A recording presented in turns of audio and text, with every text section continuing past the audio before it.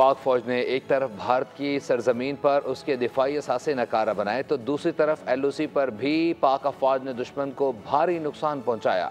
उड़ी के supply depot उड़ा दिए गए, कई चेक पोस्टें भी तबाह कर दी गईं, दुश्मन की तोपें भी नाकारा हो गई हैं।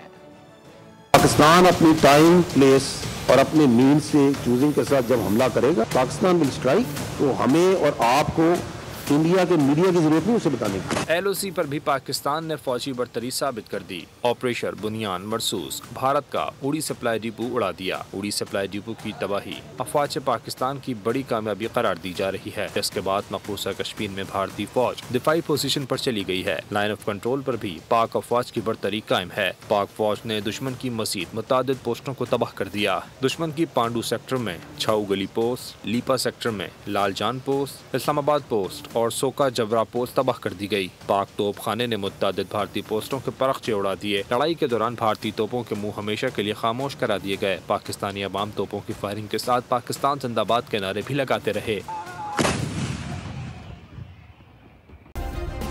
सब्सक्राइब करें और बेल दबाएं ताकि कोई खबर रह न जाए।